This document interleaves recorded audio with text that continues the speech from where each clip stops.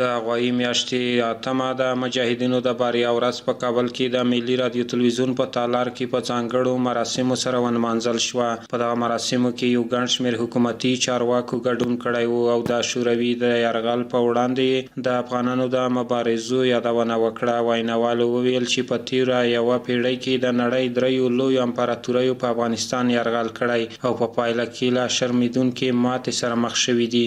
نو دغه کمونیستي نظریې والا دا دهریان په دې خاطر راغلی وو چې خلک د الله جل جلاله څخه منکر کړي. نو خو د افغانستان اسلامي ولس او ملت د دوی وړو او غټو ټولو علماو او عوامو یې سخته مقابله وکړه. د افغانستان خلک په دغه آیاتونو ټینګ عمل لري چې ان الدین عند الله الاسلام ومن يبتغي غير الاسلام دينا فلن يقبل منه.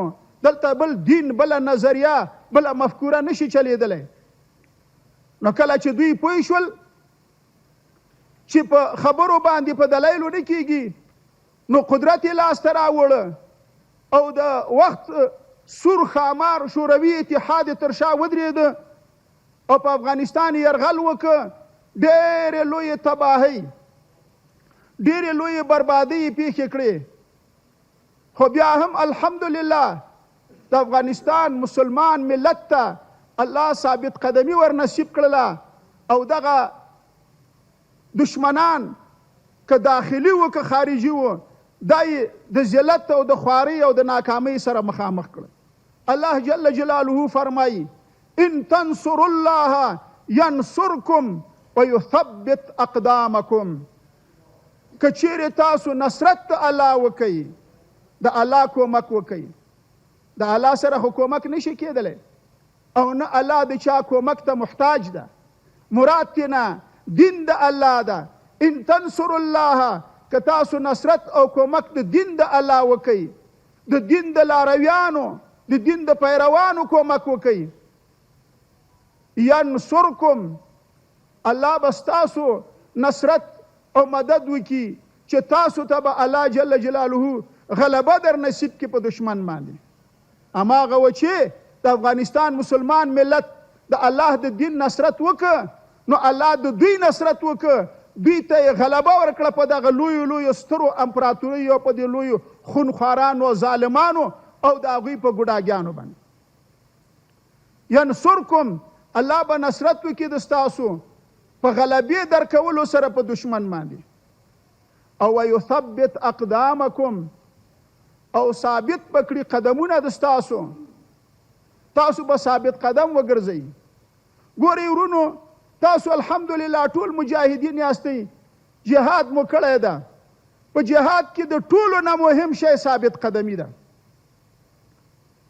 کله چې یو څوک ثابت قدم وي هغه خامخا کامیابیږي، پښې لړزه نه کوي او زړه یې نه دربیږي، میدان نه خالی کوي، ټوپ نه اچوي، هغه کامیاب ده.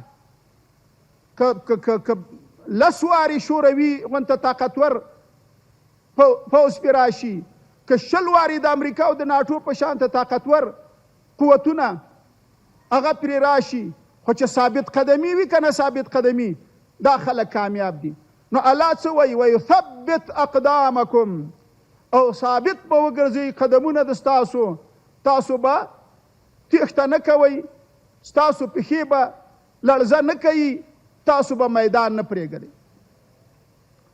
او مفسرینو دا لیکلي دي چې دا ثابت قدمي چې ده دا بیا دوام کوي عین تر ورځ د قیامته پورې. څنګه؟ داسې چې څوک د الله د دین نصرت وکي، الله د نصرت کوي او ثابت قدمي ګرځي په جنگ کې د دشمن په مقابله کې، او عین ثابت قدمي ګرځي په آخرت کې په پل صراط باندې، په پل صراط باندې. هغه پل چې موږ او ستاسو ور باندې عقیده ده چې په هغې باندې به انسانان تیریږي او ډیر نری او ډیر تیاره او ډیر تیره ده، په هغې باندې به ته ثابت قدم یې بیا پښه به دې لړزه نه کوي، لندې به پرېوځي نه، بلکې صحیح سالم به په دغه پل صراط باندې تیر شي اخواته د الله نعمتونو ته، د الله رحمتونو ته، د الله جنتونو ته. زه به تاسو ته یو لنډه خاطره ووایم. د شوروي اشغال په وخت کې موږ په کونړ کې وو او د اسمار ولسوالۍ مربوط د شیګل په منطقه کې مو مزل کاوه روانو مجاهدین، او د مازیګر د مانځه وخت شو. موږ ټول 25 کسان وو، 25. او قدرت ته وګوره، په دې 25 کسانو کې 24 ټول طالبان او ملایانو او یو پکې امي وو. د مازیګر وخت شو، هلته اوبه بهېدلې او دسونه مو وکړه. بیا هلته د لاروۍ دپاره یو سوپه غونته جوړه وه چې دوی به پرې منځونه کول. چې د مانځه وخت شو، نو هغه امي چې وه هغه ډېر مزاحي غونته وه او خوشطبی وه. هغه ویلې وی پخوا خو به داسې کار و چې په یو ځای کې یا په یو جومات کې به یو امام و، یو به ملا و، او نور به ټول عامیان. هغه ملا به معلوم و مخته به شو، عوام به ورپسې ودرېدل. اوس تاسو ټول ملایانې کوم یو مخته کېږئ؟ وایي راځئ داسې به وکړو، نن به زه درته مخته شم، تاسو ټول ما پسې ودرېږئ. وایي ځکه خبره وایي سرچپه ده، ملایان دومره ډېر دي په دې جبهات کې. نو دا دې څوک نه وایي چې طالبانو څه کړي دي یا طالبان چیرې وه. په لکاو شهیدان شوي دي، په لکاو معیوبین شوي دي، او کورونه یې، اولادونه یې، والدین یې، خپلوان قریبان یې ټول په دې جهاد کې قرباني شوي دي. نو لہذا دا د الله جل جلاله یو ستر نعمت ده، یو د الله عظیم احسان ده چې داسې یو ترتیب را جوړ شو چې اسلامي امارت، اسلامي نظام راغی. دغه تیرو مجاهدینو د هغې د قربانیو ساتنه یې وکړه، او د شهداو که مخکیني دي که وروستني دي د ټولو ارمانونه یې ترسره کړه. الله جل جلاله دې موږ تاسو په خپل حفاظت کې وساتي. الله جل جلاله دې موږ او تاسو د انحرافاتو نه، د بېلاریو نه، او د نیت د خرابۍ نه، د اعمالو د ګډوډۍ نه په خپل حفظ و امان کې وساتي. الله دې دا نظام قائم او دائم ولري. وآخر دعوانا ان الحمد لله رب العالمين. د افغانستان اسلامي امارت ترنو مشرانو، د کابینې محترمو غړو، علماء کرامو، د بیلابیلو ادارو مسؤلینو، د هیواد اتلو سرتیرو مجاهدینو، د رسنیو استازو، د ملي رادیو تلویزیون ټولو خوږو لیدونکو او اوریدونکو، او دلته ناستو ټولو درنو ګډونوالو، السلام علیکم ورحمت الله وبرکاتو. ښه راغلاست ملي تلویزیون ته مو د راتګ هرکلی کوم. خوشحاله وي چې د افغان ولس د بریا ورځ 8 دسمبر په داسې حال کې لمانځو چې هېواد مو آزاد، حر او مستقل دی. د حکومتولۍ چارې مو منظمې روانې دي او بیا رغونې ته د وطن اصلي بچیانو مټې رابډ وهلي دي. خوشحاله وي چې د هغو مشرانو مجاهدینو په مجلس کې ځان وینو چې د شوروي یرغل په وړاندې د جهاد افتخارات له ځان سره لري او د موجوده اسلامي نظام ستنې دي. له الله جل جلاله څخه ورته د ټینګ عزم، پخې ارادې او لاشه خدمت دعا کوم. قدرمنو حضرات، علماء کرام، قومي مشران، ورزیده کدرونه او په لکونو ځوانان مو قرباني کړل. وطن مو وران شو، خو الحمدلله چې ازادي مو واخیستله او شوروي یرغلګر مو په ټیټ سر له هېواد څخه وشړل. دا ټول د قوي ایمان نعمت او د خدای مرسته وه چې موږ یې پر کافرو برلاسي کړو. ربنا لا تزغ قلوبنا بعد إذ هديتنا وهب لنا من لدنك رحمة إنك أنت الوهاب. تر څو چې موږ له خپل خدای جل جلاله سره تعلق ونشلو نو بریا به تل زموږ په برخه وي. لکه چې الله تعالی فرمایي وانتم الاعلون ان کنتم مؤمنین. د خدای په لاره کې جهاد مو د نورو ښېګڼو ترڅنګ پر کلتور هم مثبت اغېز وکړ. هغه دا چې ماشومان مو د اتلانو په نومونو ونومول او په محافلو کې مو د تکبیر غږونه پورته کیږي. الله اکبر. دا د خدای جل جلاله په لاره کې د قربانیو او ایثار برکت و چې د حکومت او نظام واګې مو د علماو او مصلحو خلکو په واک کې دي او د دې نعمت شکر پکار دی او باید ادا کړو. وان شکرتم لازیدنکم. هغه وخت مو د اسلامي نظام د قائمولو مسؤلیت درلود، خو نن یې د ساتلو. خپل غیرتي ولس او مسؤلینو ته پکار ده چې په ټول توان او طاقت سره د دې موجوده نظام ساتنه وکړي. دا به مو له خدای جل جلاله سره وعده وي چې نه به د پردیو فشار ته غاړه ږدو او نه به یې فرمایشات منو. هغه خدای چې بریا یې را نصیب کړه ساتلای مو هم شي. فالله خیر حافظا وهو ارحم الراحمین. په پای کې دا چې د داسې ورځو لمانځل موږ ته د خپلو پلرونو نیکونو له ویاړه ډک تاریخ رايادوي چې باید ځوانان یې پر نقش قدم روان شي.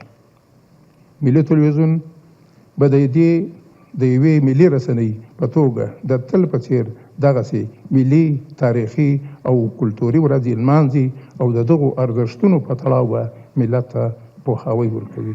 ومن الله توفیق. افغانستان هغه مستضعف ولس ته، هغه مؤمن ولس ته، هغه شجاع ولس ته، هغه خدای پرسته ولس ته، هغه خدای ته نږدې ولس ته چې الله تعالی د په تاریخ کې بعد له اسلامه کوم مستکبر ته د خاتمې اراده کړي دلته یې راولي. روسان افغانستان ته رالو. روسان په دې پوهېدو چې د افغانستان داسې یوه تیاره ګوله نه ده چې زه یې تېره کړم.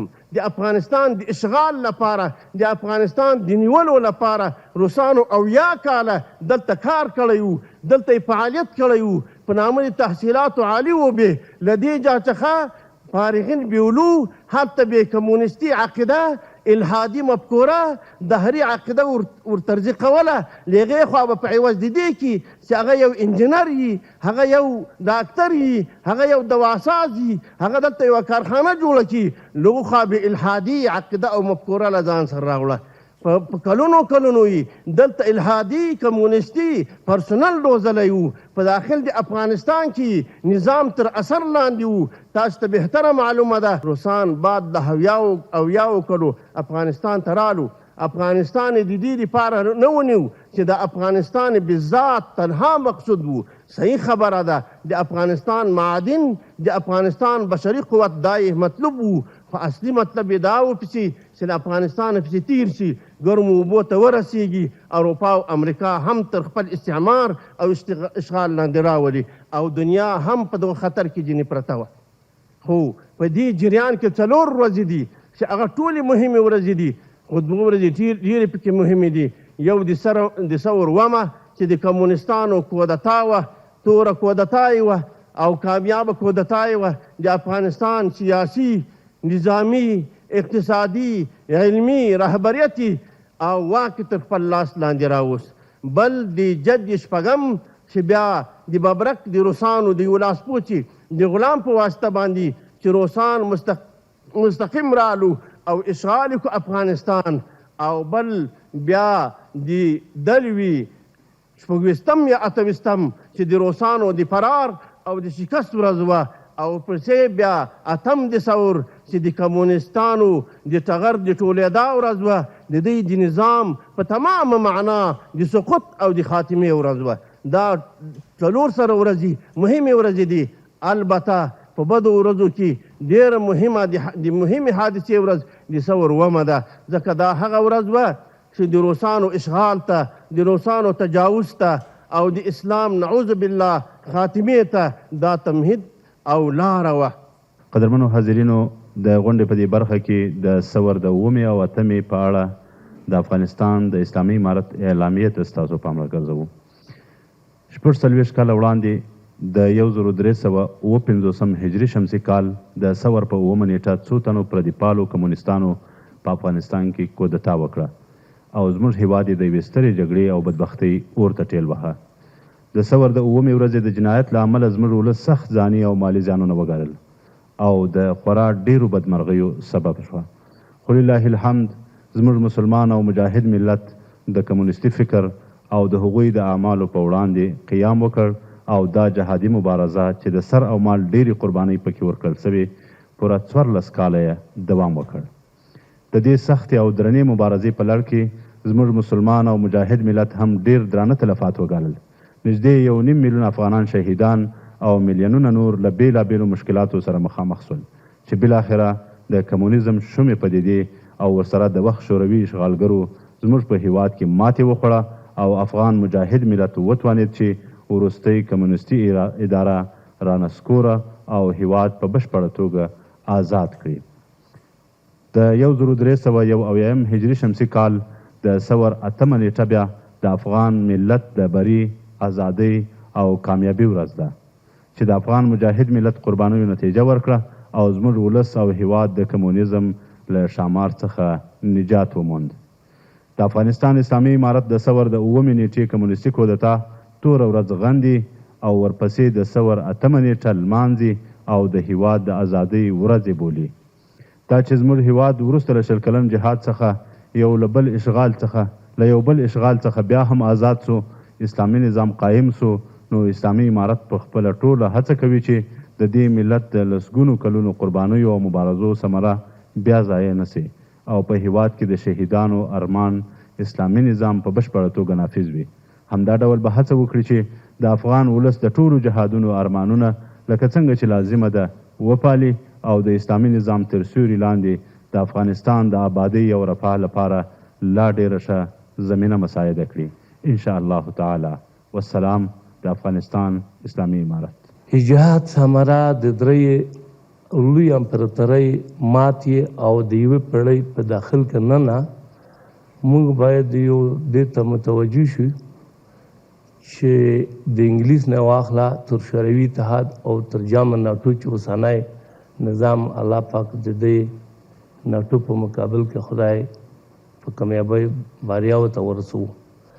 دا ورځ باید موږ ډېر شانداره او په ډېر درندو او په ډېرو قربانۍ وینې موږ راغلي دي او باید د همداسې په لویو قربانۍ سره موږ دغه ورځې ولمانځو او د افغانستان په ګوټ ګوټ په هر کلي ولسوالۍ په هر ښار او هر ولایت کې غوښتنه دا ده چې دغه قربانۍ ویره نه کړو او دا داسې وساتو ژوندی لکه نن موږ تاسې وینو موږ ته چې د شهادت یا د جهاد خوند قرباني علما کرام بیانوي اعلی د ایران کې تیر او تازه د بدر نه او د احد د جهاد شهیدونو د غزوه خندق هغه تاریخ ما ولدو ما څه کار تللی دی. ما ډېر کول چې زه هغه ځای نه پیدا کړم چې حضرت عمر یې په کوم ځای شهید کړی دی رضی الله عنه، حضرت حمزه په کوم ځای شهید شوی دی، حضرت عثمان کوم ځای کې شهید شوی دی او یا امثال داسې چې نور هغه موږ خو محترم نبی صلی الله علیه وسلم څومره تکلیفات هلته قربانۍ ترې کړي دي. خو همدا وجه د دغو علماو موږ ته د تاریخ دې ځای ته رسولی دی. موږ غواړو چې پیغام د قدم کږدو او موږ آینده نسل ته هم ورسوي.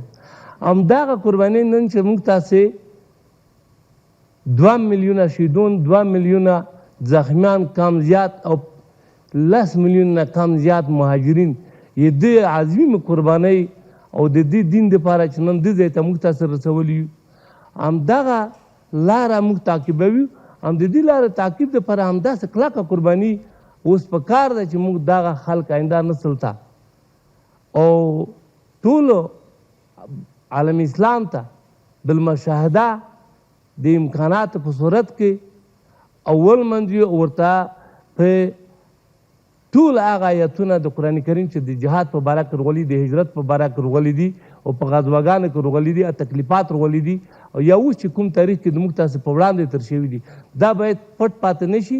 دا آینده نسل ته په کلم باندې او په میډیا او په بیانات باندې باید هو به هو دنیا او نړیوال ته او خپل نسل ته باید وښودلی شي، تر څو چې آینده خدای ماکه تاسې وینئ دلته د مجاهدین بریا او د روسانو عملیات زه درته وایم د شورویانو په مقابل کې یوازې دا نه چې افغانان مجاهدین علما کرام او یا عامیان جهاد کړی، بلکې زه دا درته وایم د شهیدي په سطحه چې د ټول نه لومړی زموږ خویندې میندې دلته په افغانستان کې مظاهره یې کړې دو او دوی خپل ځانونه ټوټه ټوټه کړي د شهیدانو دپاره د خپل افغانستان د ازادۍ لپاره ځان ټوټه ټوټه شهیدي یې ورکړه.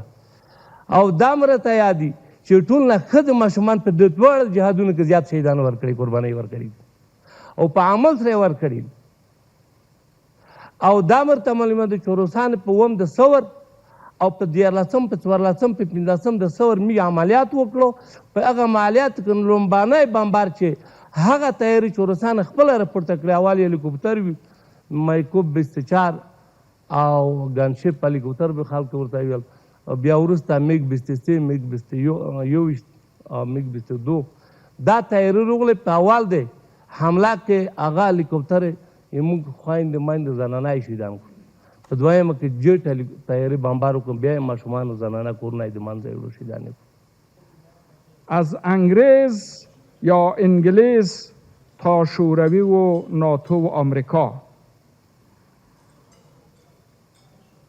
اما ضرب شست این ملت بزرگ و سربلند را دیدند و مفتضحانه در برابر مقاومت و عزم راسخ یک ملت با شکوه و سربلند مواجه شدند، مفتضحانه فرار کردند. آن چیزی را که من میخوایم عرض بکنم برای اعضای محترم مجلس و این جلسه با شکوه که در این روز را پاس داشته‌اند، دو چیزی بسیار کوتاه است چون وقت نیست.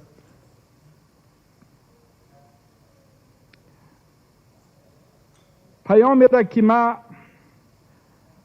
از قاری صاحب دریافت کردم که شما صحبت میکنین، اما مرا او پیام بسیار امیدوار ساخت که ما افغانا بعد از تجربه کردن تلخی ها و مرارت ها، بعد از پیروزی های ملت افغانستان که حماسه آفرید و تاریخ را در جهان امروز تغییر داد، جهاد 14 ساله افغانستان نه تنها روس‌ها را از افغانستان شکست داد، شوروی را، بلکه بخشی از کشورهای دربند و اسیر و مستعمره را شرنگ تفنگ مجاهدین این سرزمین و خطه با غرور نجات و رهایی بخشید. تعدادی از کشورهای اروپایی را از هراس و دلهرگی نجات بخشید. اما بعد از این افتخاراتی را که ملت افغانستان کسب کرد، جهاد 14 ساله ملت افغانستان اون بار سنگین را که این ملت با شکوه و با عزت بر شانه‌های ضعیف خودشان حمل کرد، در این روز یعنی در 8 ثور 1371 به پیروزی و به بار نشست.